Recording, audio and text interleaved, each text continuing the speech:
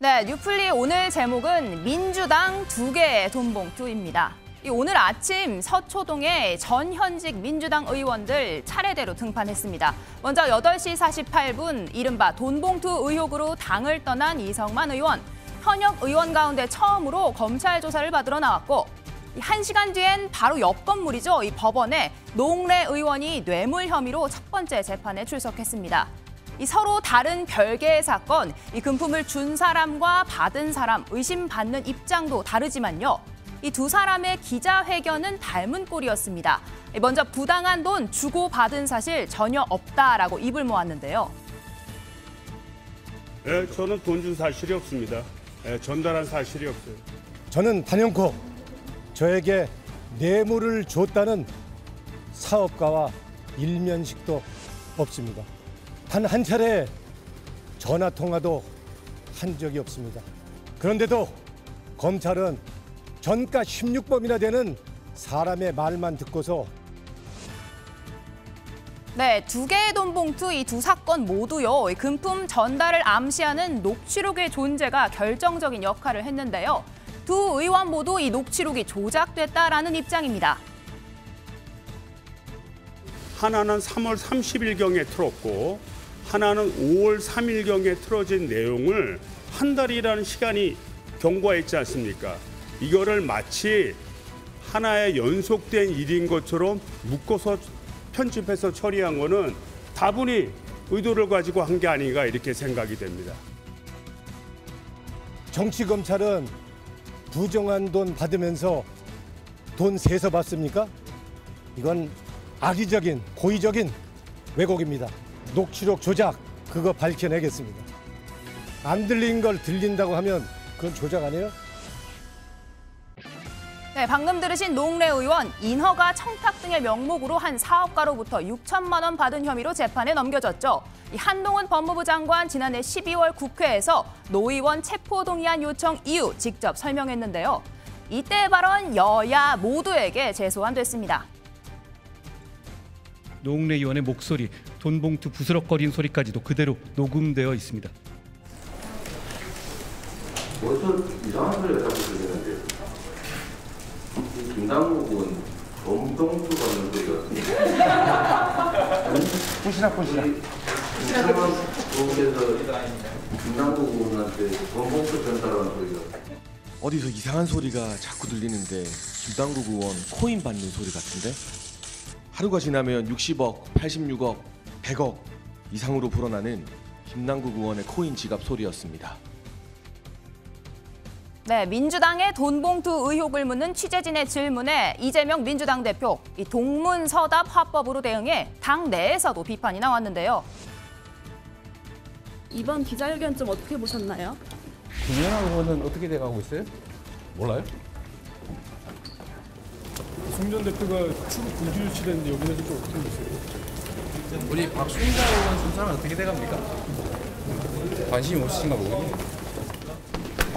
무조건 탈당 관련해서는 받아줄 수 없다는 입장도 있으셨는데 우리 태영호 의원의 그 녹취 문제는 어떻게 돼갑니까? 그 명백한 범죄 행위로 보이시던데.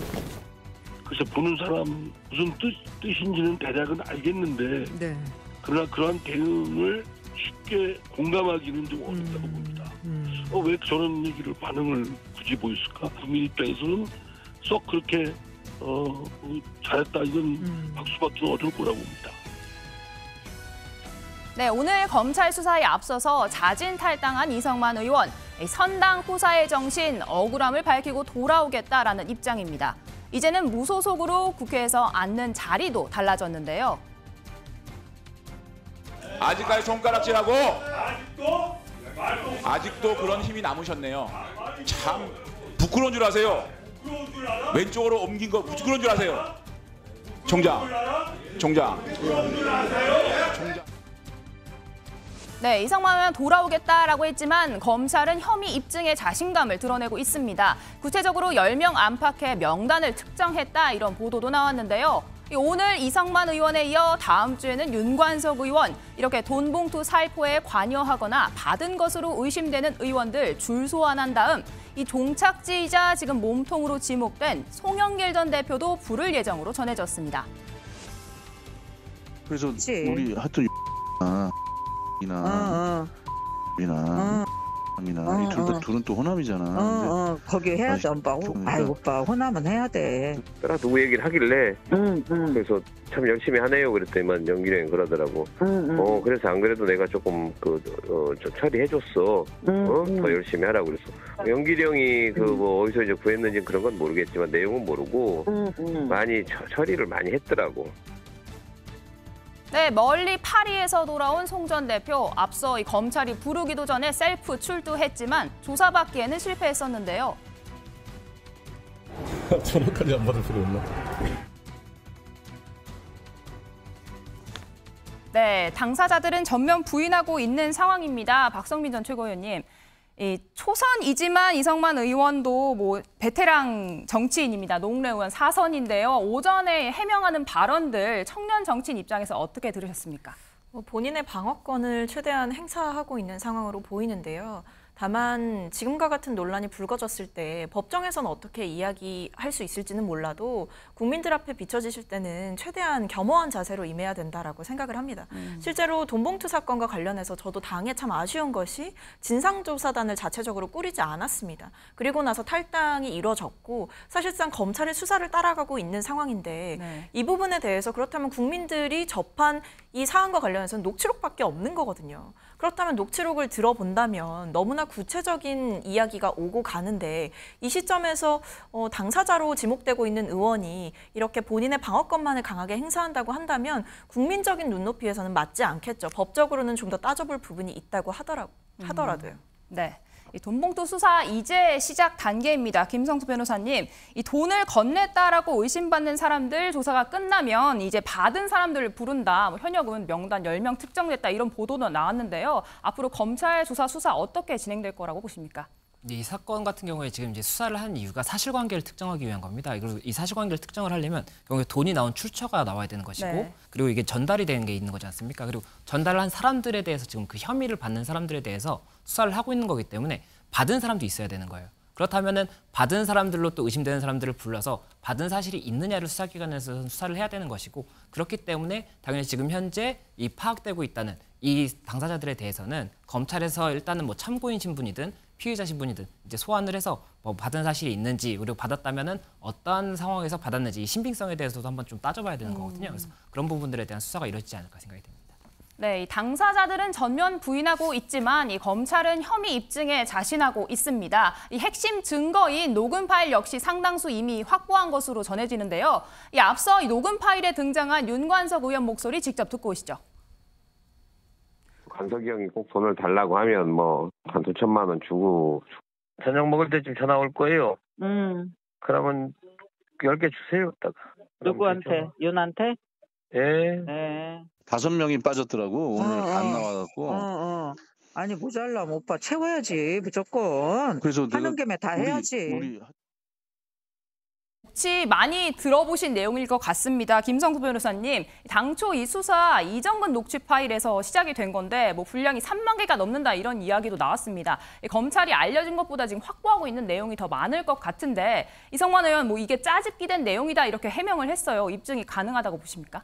예, 일단 그 녹취록 자체에 대해서는 녹취 사실은 맞다라고 하는데 그 취지가 왜곡됐다라고 주장을 하는 것 같습니다. 뭐 여러 가지 녹취가 있는데 그 중에 일부 녹취를 이렇게 두 개가 한 개의 세트인 것처럼 이렇게 좀 보도가 나가다 보니까는 그 취지가 왜곡됐고 뭐 돈봉투라든지 이런 단어가 언급이 된다고 하더라도 그게 꼭 지금 현재 혐의를 받고 있는 그런 객체라고 볼 수 없는 부분이 있지 않습니까? 그렇기 때문에 수사기관에서는 일단 이 녹취록을 단초로 해서 관련자들을 수사를 하는 것이고 그렇게 해서 범죄 사실을 이제 입증할 수 있는 물증 같은 것도 있어야 되는 거거든요. 그래서 압수수색도 여러 번 지금 했지 않습니까? 네. 그래서 그런 압수수색 물증과 그런 것들을 다 합쳐서 일단은 기소가 될 것이고 법원에서는 그런 물증들이나 이런 부분들 합쳐서 볼 것이기 때문에 현재의 녹취록은 수사의 단초 정도로 볼 수가 있고 이 부분 대해서 일단 그 경위나 이 취지 자체가 다르다라고 한다면 그 부분이 좀 핵심 증거가 되기는 어렵다 이렇게 볼 수 있을 것 같습니다. 네, 특히 검찰 수사가 이 돈봉투 의혹의 정점으로 지목된 이 송영길 전 대표에게까지 진행이 된다라고 하면 민주당에 미칠 파장 적지 않을 것으로 보이는데요. 이재명 대표는 여전히 취재진의 질문에 잇따라 동문서답하며 이 문제를 회피하고 있는 모습입니다.